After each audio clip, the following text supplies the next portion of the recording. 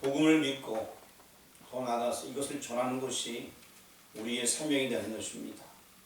하나님의 아들 그리스도께서 우리의 죄를 위하여 죽으시고 다시 살아나셨다는 것이 확고하다면, 그리하여 하나님 앞에 나아가는 길이 모든 사람 앞에 열려졌다면 이 복음을 만민에게 전하라 하심은 너무나 합당한 귀결이 되는 것입니다. 한 가지 예를 들어본다면, 만일 죽으시기만 하고 다시 살아나심이 없다면 복음이 되지 못했을 것입니다. 죽고 끝났으면 복음이 못 되는 거예요. 하지만 죽으실 뿐 아니라 다시 살아나셨기 때문에 기적이 되는 것이고 복음이 되는 것입니다. 더 나아가서 죽으셨지만 다시 살아나셨는데 이것이 전파되지 못했다. 왜? 전파하는 이가 없어서. 그렇다면 이 복음을 알 길이 없습니다. 전파하는 자가 있어야지만 또 이 소식을 알 수 있게 되는 것입니다. 죽으시고 다시 사심이 없다면 우리의 죄의 문제를 해결되었다는 것을 입증하지 못했다는 뜻이 되는 것입니다. 다시 살아나심이 있기 때문에 우리의 죄의 문제를 해결하시고 돌아오시게 되었다는 것입니다. 주님은 공개적으로 말씀하신 부분에서 죽으심만 말씀하신 것이 아니라 다시 사심도 말씀하셨습니다. 이제부터 여러분들 두 눈을 부릅뜨고서 한번 성경 말씀을 오늘 계속 읽어볼 거예요. 왜?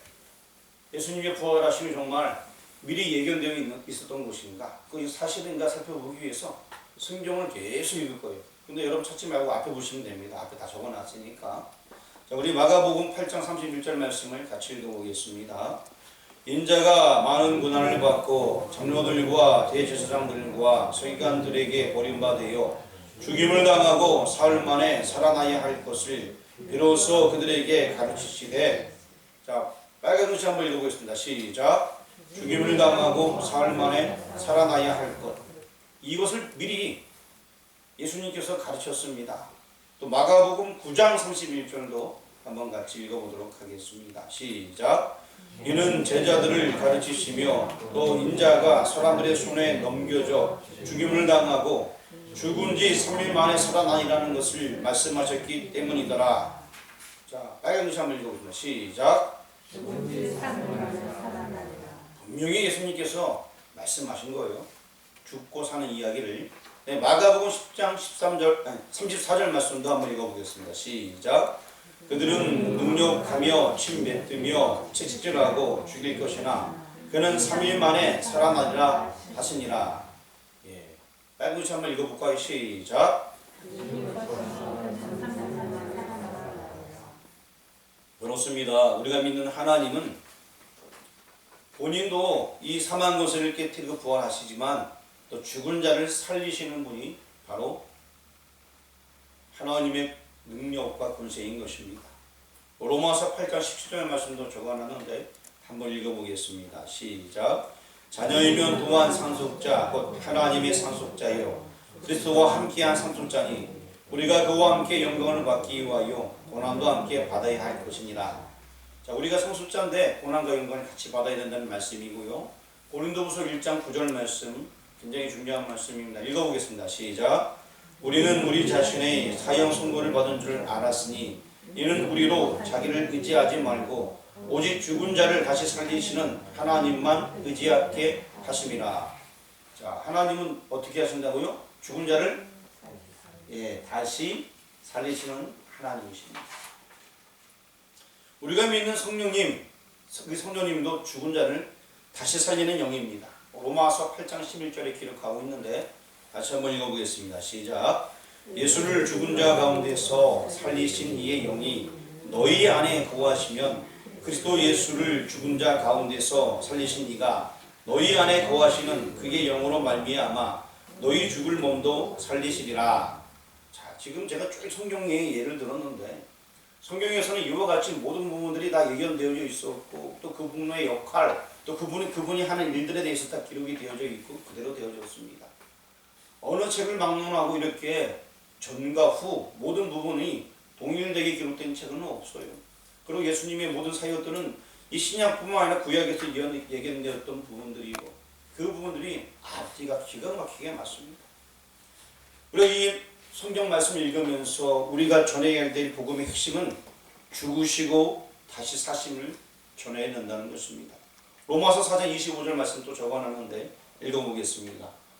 시작. 예수는 우리가 범죄한 것 때문에 내줌이 되고 또한 우리의 의롭다 하시기 위하여 살아나셨느니라. 아멘. 고린도전서 15장 12절 말씀 읽어보겠습니다. 그리스도께서 죽은 자 가운데서 다시 살아나셨다 전파되었거늘 너희 중에서 어떤 사람들은 어찌하여 죽은 자 가운데서 부활이 없다 하느냐. 그렇습니다. 주님께서 다시 살아나셨는데 부활이 없다는 것은 말도 안 된다는 얘기인 것입니다. 그래서 사도 바울은 디모데후서에서 주님의 죽으심과 부활에 대한 결론을 내어주고 있습니다. 디모데후서 2장 11절부터 한번 읽어보겠습니다. 11절 시작. 믿보다 이 말이여 우리가 주와 함께 죽었으면 또한 함께 살 것이요. 자, 함께 산다라는 말씀이 있고요. 12절 읽어보겠습니다. 시작. 참으면 또한 함께 왕노릇할 것이요 우리가 주를 부인하면 주도 우리를 부인하실 것이라.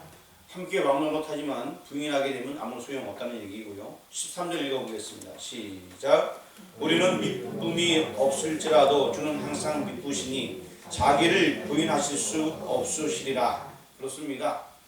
그분은 부인한다고 해서 되시는 분이 아니에요.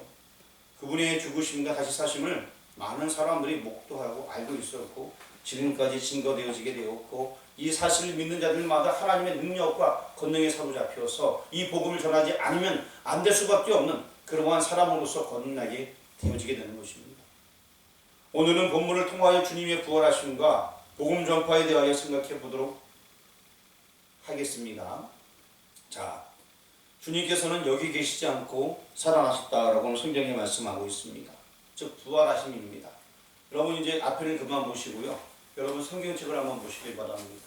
본문 6절 말씀을 한번 읽어보겠습니다. 시작. 청년이 이르되 놀라지 말라. 너희가 십자가에 못 박히신 나사렛 예수를 찾는구나.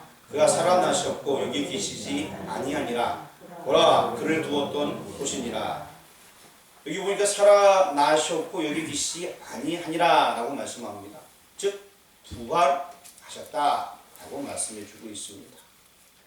자, 그러면 어떠한 상황에서 지금 모든 사람들이 예수님의 죽으심을 알고 있었어요. 그래서 성경을 가만히 보니까 그 죽으심에 대해서 사람들이 어떻게 해야 될지 또 그 죽으신 주님에 대해서 우리가 어떻게 처리해야 될까라고 고민하면서 여인들이 그 무덤에 오는 내용들이 남아 있는데 우리 본문 1절 말씀을 한번 읽어보겠습니다. 시작.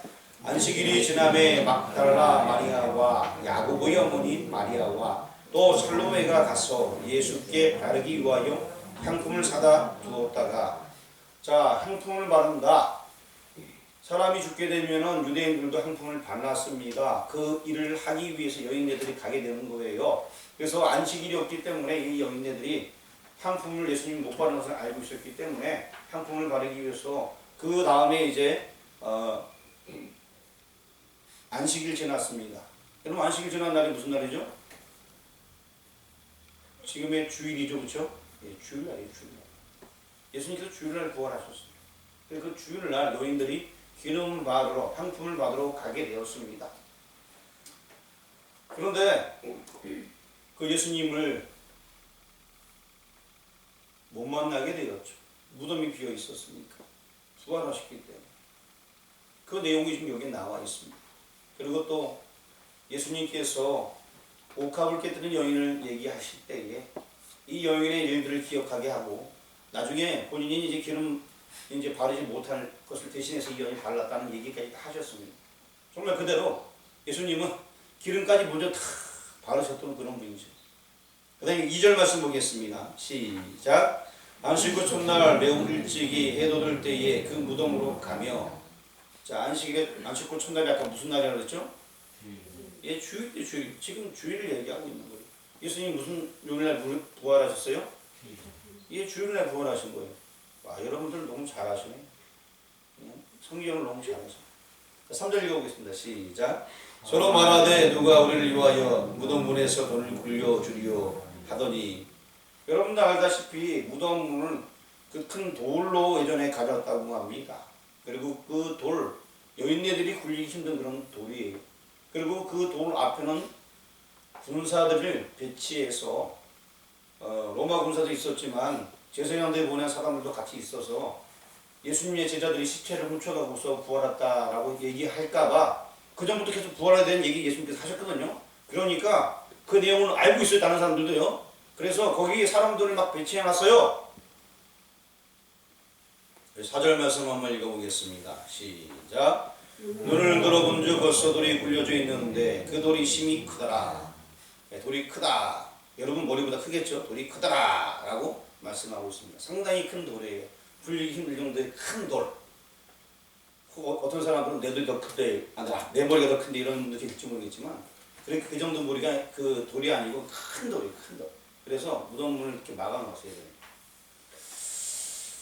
그리고 또 군사들은 다 온데간데 없어요.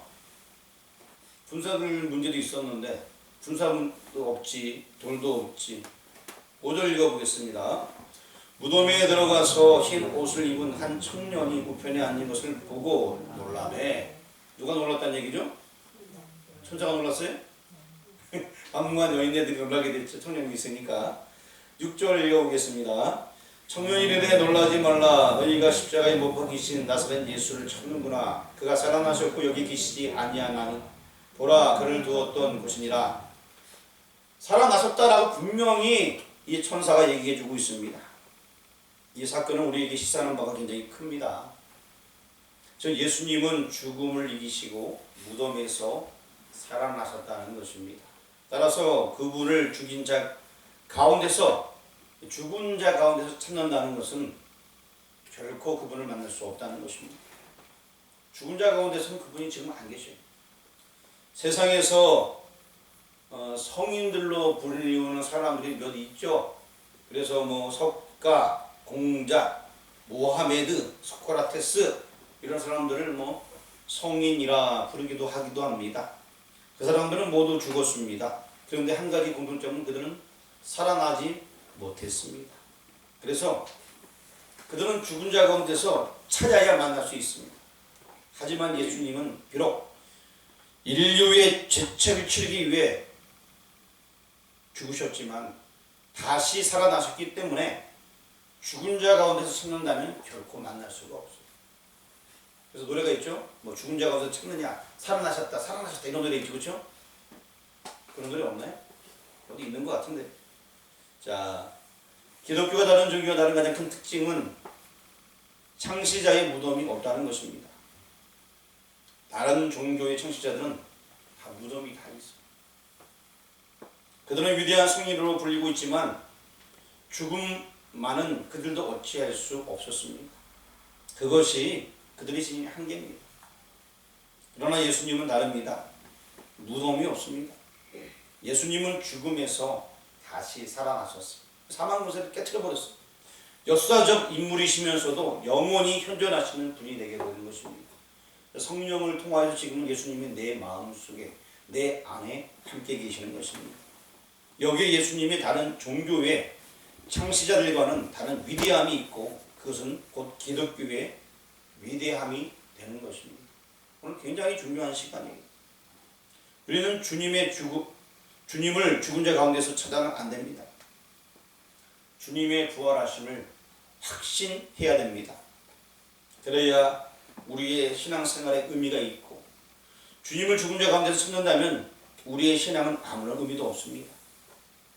그래서 이 부활절은 기독교의 가장 큰 명절 중에 하나입니다. 저희 바깥 현수막도 부활의 주님에 대해서 붙여놓게 되었어요. 그 내용은 어떻게 할지 모르겠지만 저희 노회에서 현수막이 얼마인데 2만 원 정도 지원해 줄 테니까 웬만하면 교회는 신청하라! 하고 해서 얼른 신청했어요. 그래서 저기 딱 달아놓은 거예요. 현수막. 부활이 너무 중요하기 때문에 문구는 노예 마음대로 막 적어놓은 거고 제가 원하는 거 아니고 그냥 공통으로 하다 보니까 이렇게 적어놨는데 어쨌든 부활의 주님에 대해서 우리가 알려야 되는 거니까 너무나 기쁜 소식이어서 바깥에 걸어놨습니다. 그러나 주님이 부활하셨고 우리 또한 그 주님을 믿음으로 마지막 날에 부활하여 부활의 주님과 다시 만날 것을 확신하기에 기독교는 의미가 있고 생명의 종교가 되는 것입니다. 그게 없으면 윤리적인 종교밖에 안 됩니다. 다시 우리 본문으로 돌아와서 7절, 8절 읽어보겠습니다. 시작. 가서 그의 제자들과 베드로에게 이르기를 예수께서 너희보다 먼저 갈릴리로 가시나니 전에 너희에게 말씀하신 대로 너희가 거기서 배우리라 하라 하는지라. 여자들이 몹시 놀라 떨며 나와 무덤에서 도망하고 무서워하여 아무에게 아무 말도 하지 못하더라. 자, 지금 성경 말씀 좀 그대로 읽어가고 있습니다. 계속 성경을 읽으면서 지금 제가 얘기하는 것이나 성경의 이야기를 여러분이 두 눈으로 확인하는 그런 시간이 되기 원해서 지금 이렇게 성경을 읽고 있습니다. 예수님은 첫 번째 부활하셨습니다. 부활하셨다는 얘기하고 자꾸 딴 얘기하기 싫어요. 그냥 성경이 이렇게 나와 있습니다. 말씀이 여러 군데서 명확하게 증가하고 있다는 거예요. 그리고 부활하신 주님께서 뭐라고 말씀하시냐면 너희들 왜 믿음 없냐? 이렇게 말씀하고 있습니다. 우리가 믿음이 있다면 믿음 있는 사람처럼 생활해야 됩니다. 그리고 보면 14절 말씀 읽어보겠습니다. 시작. 그 후에 11 제자가 음식을 먹을 때에 예수께서 그들에게 나타나사 그들의 믿음 없는 것과 마음이 완악하심이 꾸짖으시니 이는 자기가 살아난 것을 본 자들의 말을 믿지 아니하니라. 믿음이 없음을 꾸짖고 있습니다. 믿음이 있어야 된다는 것이에요. 9절 말씀 한번 읽어보겠습니다. 9절 시작. 예수께서 안식후 첫날 기는 아침에 살아나신 후 전에 7 귀신을 쫓아내어 주신 막달라 마리아에게 먼저 보이시니, 자, 막달라 마리아에게 먼저 보인 다음에 10절 말씀 읽어보겠습니다. 마리아가 가서 예수와 함께 하던 사람들이 슬퍼하며 울고 있는 중에 이 일을 알림해. 자, 지금 마리아가 알렸어요, 안 알렸어요? 알렸어요. 근데 아주 예수님을 핍박하던 사람이 알린 게 아니고요. 예수님을 믿지 않은 사람들이 알린 게 아니고요. 지금 예수와 함께 하던 사람들, 그 사람들에게 알린 거예요. 그리고 그 사람들은 이미 예수님께서 죽으시고 다시 살아나리라는 메시지를 이미 들었던 사람들한테 알렸는데 믿지 아니했다는 거예요. 그리고 이 대목은 요한복음 20장 1절 또 20장 11절 18절에 잘 나와 있습니다. 비슷한 내용 그대로 나와 있는데요. 또 본문 11절 말씀도 한번 읽어보겠습니다. 시작. 그들은 예수께서 살아나셨다는 것과 마리아에게 보이셨다는 것을 듣고도 믿지 아니하니라. 들었는데 어떻게 했다? 믿지 아니했다. 지금도 교회에서 신앙생활하는 분들이 예수님의 죽으심과 부활을 믿지 못하고 있는 것이 실로 안타까울 따름입니다. 자, 한번 외쳐보도록 하겠습니다. 제가 예수하면 여러분 부활 이렇게 외치고 또 우리 하면 부활, 여러분 부활만 외치면 돼요. 알겠죠? 예수 부활! 우리 부활! 믿으십니까? 아멘. 다시 한번 갑니다. 여러분 부활, 부활, 그 다음에 생명, 생명 이렇게 하면 돼요. 알겠죠? 예수 부활! 우리 부활! 다시요. 부활, 부활 두 번은 좋은데 크게 제가 예수하면 부활, 우리 부활, 또 예수하면 생명, 우리 하면 또 생명. 뭔 얘기인지 알겠죠? 자, 예수 부활! 우리 부활! 예수 생명! 우리 생명! 어려워요? 다시 한번 가보겠습니다. 예수 부활! 우리 부활! 예수 생명! 우리 생명! 좀 헷갈리는 분도 계신 것 같아요. 자, 예수님이 부활하셨고요. 그것이 우리도 부활한다는 확증이 되는 것이고요. 예수님이 생명이 되셨습니다. 사망 것을 깨뜨렸습니다. 우리도 마지막 날에 다시 살아서 주님을 바라볼 수 있다는 그러한 증거가 된다는 것입니다. 굉장히 중요한 부분이에요. 우리 12절 말씀 한번 읽어보겠습니다. 그 후에 그들 중 2 사람이 걸어서 시골로 갈 때에 예수께서 다른 모양으로 그들에게 나타나시니, 지금 오늘 본문에 여러 이야기가 막 들어있어요. 지금 엠마오라는 부제자 이야기입니다. 여러분도 알고 있는 얘기죠? 엠마오의 두제자 이야기예요. 13절 읽어보겠습니다. 시작. 2 사람이 가서 남은 제자들에게 알리었으되 역시 믿지 않냐니라. 이 두 제자가 가다가 나중에 얘기를 마치고 예수님이 사라졌어요. 이 두 제자들은 신명이 뜨거워져갖고 그분이 메시아 아닌 예수님 아니냐? 맞다. 나중에 깨닫게 되었어. 그래서 이 소식을 다른 사람에게 얘기했는데 어떻게 됐다? 믿지 아니하니라. 이렇게 성경은 말씀하고 있습니다. 이 제자들이 다른 제자들에게 얘기했는데 자신들이 맨 처음에 그 주님을 만났으면 믿지 못하는 것처럼 다른 제자들도 믿지 못하고 있었습니다. 그리고 나서 아까 읽었던 14절 말씀 다시 한번 읽어보겠습니다. 시작. 그 후에 11제자가 음식 먹을 때에 예수께서 그들에게 나타나사 그들의 믿음 없는 것과 마음이 완악한 것을 꾸짖으시니 이는 자기가 살아난 것을 본 자들의 말을 믿지 아니하느니라. 지금 여러 사람들이 예수님 만나고 나서 예수님 살아나셨어요, 우리가 그분을 만났어요 라고 얘기했는데 다 믿지 아니했습니다. 그래서 그것을 꾸짖었다 라고 말씀하고 있습니다. 참 이거 얼마나 미련함입니까? 이 사람들은 예수님을 따른 제자들이었는데도 믿지 못했습니다. 둘째 단의 핵심은 믿지 아니하다라는 말인 것입니다. 주님은 여러분 예고했습니다. 그리고 또 19절 말씀 맨 끝에 보니까 보이시니 하면서 사람들에게 자기 사진을 보여주셨어요. 12절에 맨 끝에 보니까 나타나시니 라고 나타내셨습니다. 그리고 주님은 공적인 여러 번의 예고 계속 사람들에게 나타나셔 보이셨습니다. 사후에 자기 자신을 드러내셨어요. 더 나아가 주님을 목격한 목격자의 말도 사람들은 믿지 아니했어요. 그래서 14절 말씀에서는 꾸짖었다라는 그런 말씀을 하고 있습니다. 믿지 아니하니까 꾸짖는 거예요. 당시의 제자들, 당시의 예수님을 안다고 하던 사람들 모두 믿지 못했습니다. 나중에 11제자들이 다 있을 때 그때 예수님 만나고서 믿게 되었습니다. 여러분들은 주님의 부활을 믿으시나요? 여러분들이 부활을 믿으시면 이 땅에 살아가면서 두려워할 거 아무것도 없어요. 걱정할 거 없어요. 내가 아무리 무슨 질병에 걸려도 걱정할 거 하나도 없어요. 어두운 생각할 필요 없어요. 왜 예수님은 죽은 자도 일으키시는데 뭐가 걱정됩니까? 주님이 부활하셨다면은 우리는 걱정할 거 아무것도 없어요. 부활의 주님이 나와 함께 하시기 때문에 그렇습니다. 한번 따라 하시기 바랍니다. 부활의 주님이 나와 함께 하신다. 믿으십니까? 그분은 살아서 지금도 역사하십니다. 세 번째 중요한 것은 이제 만민에게 복음을 전파하라는 주님의 명령이 있습니다. 15절 말씀 한번 읽어보겠습니다. 이르시되 너희는 온 천하에 다니며 만민에게 복음을 전파하라. 주님의 최후 분보이며 지상 명령인 것입니다. 만민에게 복음을 전파하라. 이거 다 아는 말씀이시죠. 우리 16절 말씀 읽어보겠습니다. 믿고 천죄를 받은 사람은 구원을 얻을 것이요 믿지 않는 사람은 정죄를 받으리라. 최근의 목사님이 떠오르게 됩니다. 예수 천당 불신지요. 예수 천당 불신지요. 이것만 외쳤는데 사람들이 막 변화받았습니다. 예수님 믿게 되었어요. 이 복음을 함축해갖고 그냥 예수님 믿으면 천당 가는 것이고 믿지 않으면 지옥 간다. 그 얘기를 그냥 막 최근의 목사님이 막 외칠 때 놀라운 사람 막 나타났고 이 무술사가 막 잡으러 왔다고 이러면 놀라게 되고 이런 일들이 실제로 역사 가운데 있었습니다.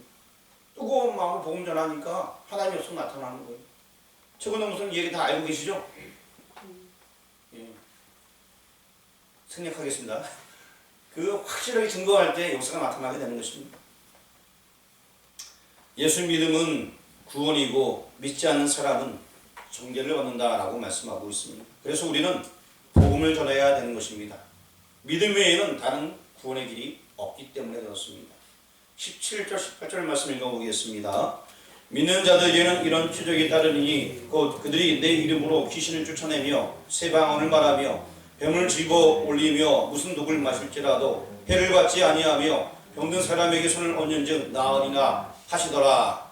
자, 이 17, 18절은요 믿는 자들에게 따르는 표적이다 라고 말씀하고 있습니다. 전적으로 하나님을 의지하면 하나님의 놀라운 역사 경험하게 된다는 것입니다.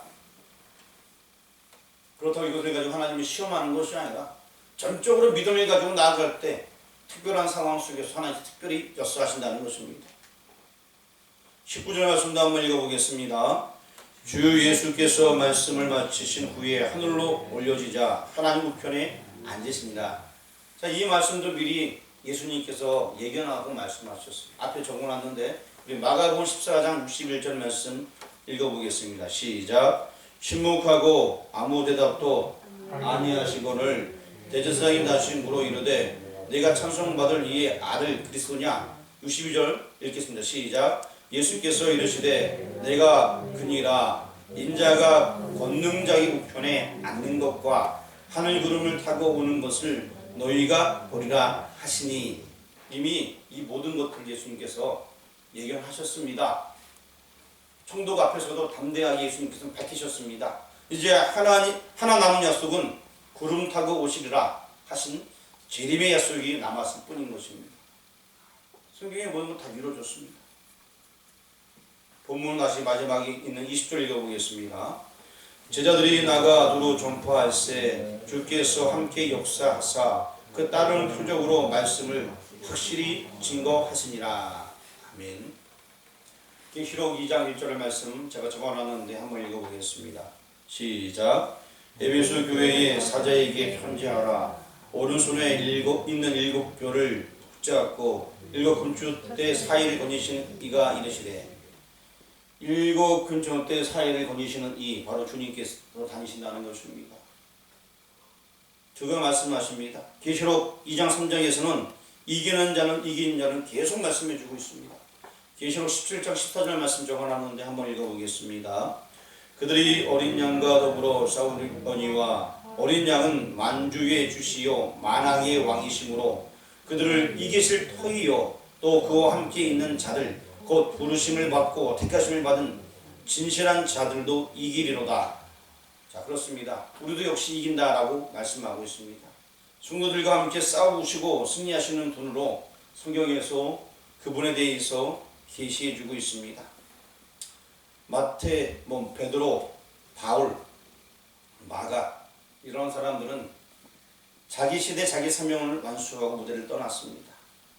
베드로와 함께 바울과 함께 하셨던 주님은 지금 여기 계신 저와 여러분과 함께 하고 계십니다.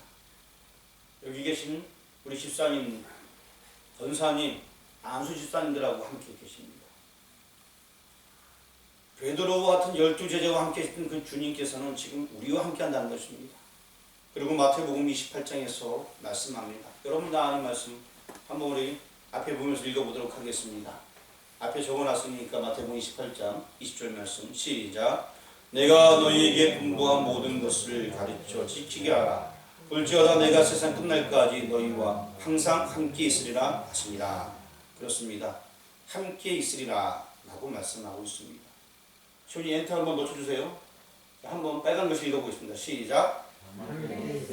그렇습니다. 오늘 제목은 부활의 주님이시고요. 그는 살아나셨기 때문에 만민에게 복음을 전파하는 것이 우리의 사명인 것입니다.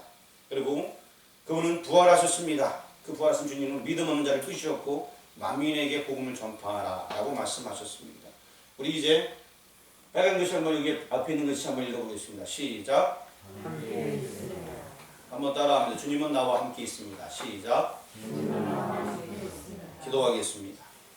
나와 함께 하신 이 주님의 기쁜 소식을 증거하며 살아갈 수 있도록 인도하여 주옵소서. 예수 그리스도의 이름으로 기도합니다.